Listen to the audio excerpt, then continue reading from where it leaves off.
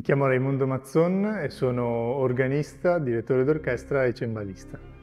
Mi chiamo Ulisse Mazzon, ho 24 anni e sono un violinista. Mi chiamo Maria Mafalda Mazzon, ho 19 anni e sono una violoncellista. In casa c'è sempre stata molta musica, e in particolare alla televisione, e mi ricordo che da piccolo ero affascinato da due cose. Uno era quell'uomo che di fronte a tutti gli altri musicisti li conduceva, li faceva suonare insieme. L'altra cosa che mi incuriosiva da bambino era lo strumento enorme e di solito magari dorato che c'era dietro a tutti gli altri. Avevo circa 5-6 anni quando ho chiesto a mamma e papà come sarebbe stato possibile magari un giorno arrivare a dirigere un'orchestra piuttosto che suonare quest'organo che tanto mi appassionava, e poi la risposta di una scuola di musica vicino casa è stata che sarebbe stato il caso di cominciare dal pianoforte, essendo un bambino. Mi ricordo che quando guardavo i concerti di Perlman, grande violinista israeliano, in televisione, volevo sempre imitarlo suonando il violino per finta, e quindi la mia passione per la musica è anche legata alla passione per il violino. La mia passione per la musica è nata in famiglia e il primo ricordo musicale che ho è legato all'opera. Mi ricordo soprattutto le nozze di Figaro con quella che poi è diventata la mia cantante preferita, cantante lirica, Anna Netrebko, e da lì sono stata sempre molto appassionata di opera, ma poi anche di altro. Con lo strumento invece una storia un po' particolare perché è stato un regalo di Babbo Natale. Io avevo 4 anni e appunto la mattina di Natale ho trovato questo strumento sotto l'albero e da lì non l'ho mai abbandonato. La mia giornata tipo è quella dello studioso in realtà. Normalmente vivo a Vienna, mi sveglio, vivo vicino a un parco, la prima cosa che faccio dopo la colazione è andare a prendere la metro che mi porta all'università, dove abbiamo delle stanze con tanti piccoli organi e lì possiamo studiare. Il pranzo fortunatamente tende ad essere in compagnia di qualche compagno di corso. Sono sempre musicisti, magari non organisti, e così si parla di musica e ci si confronta. Poi il pomeriggio prosegue di solito ancora da soli con lo studio dello strumento. Vivo a Vienna da 5 anni. La mia giornata tipo è abbastanza semplice. Mi sveglio presto, studio la mattina, poi io studio ancora anche all'Università della Musica, quindi magari ci sono dei corsi da seguire, però la maggior parte del tempo è dedicata allo studio. Poi c'è tempo anche per altre attività che possono essere un po' di allenamento o comunque trascorrere del tempo con degli amici. Quest'anno, che è il mio primo anno senza scuola, diciamo, è più difficile avere una routine fissa. C'è sempre, insomma, ci sono sempre le lezioni all'università mattina o pomeriggio, e nel tempo restante si studia e ci si trova anche magari con altri amici musicisti. L'organista ha la fortuna rispetto agli altri strumentisti di non avere sempre lo stesso strumento con sé, ma di scoprire strumenti diversi ogni volta che viaggia per un concerto o qualsiasi altro avvenimento musicale. Quindi è un po' come se al posto di un amico fedele che potrebbe essere il violino per il violinista, l'organista ogni volta incontrasse una nuova persona con tutte le sue sfaccettature, e di solito è il risultato dell'epoca storica dell'organaro, che è il costruttore dell'organo, e delle richieste magari di chi l'ha commissionato, donato, o della parrocchia, della sala. È molto molto interessante perché anche l'organista non si stufa mai di andare in un luogo e incontrare un organo nuovo che sarà sicuramente diverso, almeno in qualcosa, da qualunque altro organo abbia già incontrato.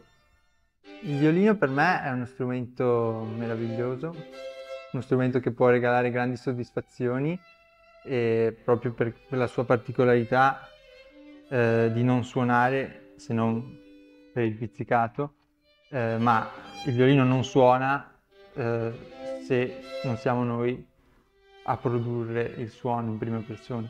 Quindi non è uno strumento come un pianoforte da cui qualunque bambino può riuscire a tirare fuori un suono decente. Ecco. Il violino richiede molto impegno già soltanto per tirarne fuori una nota. Quindi da lì poi ad arrivare a suonare un pezzo musicale ci vuole tanto impegno, tanti anni, però poi la soddisfazione è veramente tanta, e proprio questa relazione personale che si crea tra lo strumentista e il suo strumento è la cosa più bella. Il violoncello è praticamente universalmente conosciuto come quello che rappresenta la voce umana. Diciamo che, ad esempio, il violino è uno strumento per lo più virtuosistico, e quindi, diciamo, ci si aspetta magari dal violinista pezzi stravaganti e così così. Invece il violoncello è proprio quello più cantabile, e quindi magari anche proprio nell'opera, quando c'è un'aria particolarmente cantabile, emozionante, viene spesso magari prima suonata dal violoncello o poi, insomma, ripresa, quindi diciamo è bello che abbia questo compito di emozionare. Lo studio della musica classica dà consapevolezza, secondo me, perché nel mondo di oggi la musica non classica è davvero ovunque. Essendo la musica classica la storia della musica, studiarla fornisce consapevolezza nei confronti di ciò che si consuma giornalmente in luoghi fisici o non, e credo sia una cosa molto importante, perché maggiore la consapevolezza, maggiore poi la capacità di giudizio. A me ha insegnato la disciplina, perché bisogna dedicare veramente tutti i giorni della propria vita allo strumento e alla musica per ottenere un certo tipo di risultato. Credo che la musica classica insegni l'impegno non solo per arrivare a determinati obiettivi, insomma, suonando, ma anche proprio per capirla. Se io fossi ministro della cultura, cercherei di migliorare il modo in cui la musica è affrontata a scuola, cercando di modificare il programma in modo da renderla una materia più interessante per gli studenti, magari facendola partire da ciò che loro già conoscono, al posto di partire da ciò che gli è più lontano, musicalmente parlando. Credo che quello che sbloccherebbe l'interesse per la musica classica sarebbe un insegnamento serio nelle scuole, fin da quando si è bambini. Questa cosa l'ha sempre detta anche, per esempio, uno dei miei maestri, che è il maestro Accardo, Salvatore Accardo, e cioè che una persona non può scegliere cosa gli piace se non gli vengono dati gli strumenti per farlo. Credo anch'io che andrebbe fatto un lavoro sull'insegnamento della musica a scuola, perché la nostra generazione di musicisti, per la maggior parte almeno, abbia avuto questo insegnamento, e quindi la crescita di questa passione in famiglia e non a scuola o dall'ambiente circostante, quindi credo sì, che andrebbe fatto un lavoro lì. Prima del concerto, personalmente, tendo a non concentrarmi sulle emozioni. È un momento di grande concentrazione nel quale c'è poco spazio per pensieri aggiuntivi, perché deve essere davvero la performance, il fulcro di quel momento. Per me c'è un momento di concentrazione, ma anche di positività, cioè bisogna, almeno io cerco di caricarmi positivamente. Prima della performance c'è sempre un po' di tensione, perché dopo ore, mesi, anche anni di studio, si hanno solo pochi minuti per dimostrare quello che si sa fare, quindi c'è sempre un po' magari quella, tra virgolette, paura, ma buona, di voler dimostrare tutto il possibile. Durante il concerto si fanno effettivamente strada le emozioni più disparate, con un po' di apprensione, magari quando si avvicina un momento difficile all'interno di un brano.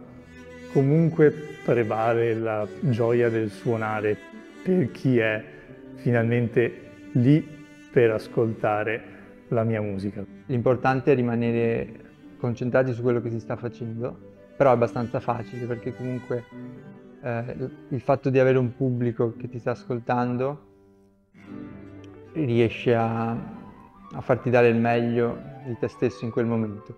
Lì non contano più le tante ore di studio, i sacrifici che si sono fatti. Mentre si suona è bene dimenticare insomma tutto questo e lasciarsi solo trasportare dalla musica per emozionarsi in prima persona e poi emozionare anche gli altri. Non ci sono molte altre occasioni di ricevere così tanta gioia da un pubblico, alla quale poi ridarla suonando.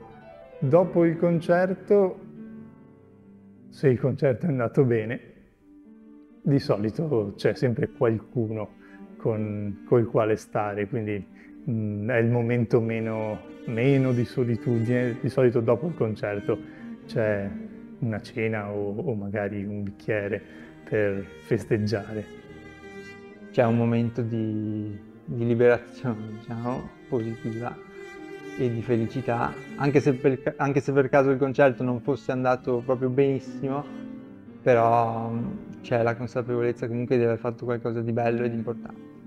Dopo la performance credo che sia difficile rimanere sempre soddisfatti di quello che si è fatto, quindi credo che non sia importante pensare magari agli errori o a quello che si poteva fare meglio, ma più che altro invece a quello che si è fatto di buono, di quello che si è trasmesso, e diciamo la cosa più bella è sempre magari incontrare qualcuno del pubblico e sentirsi dire che anche lui si è emozionato e ha provato qualcosa, e quindi questo è sempre molto gratificante.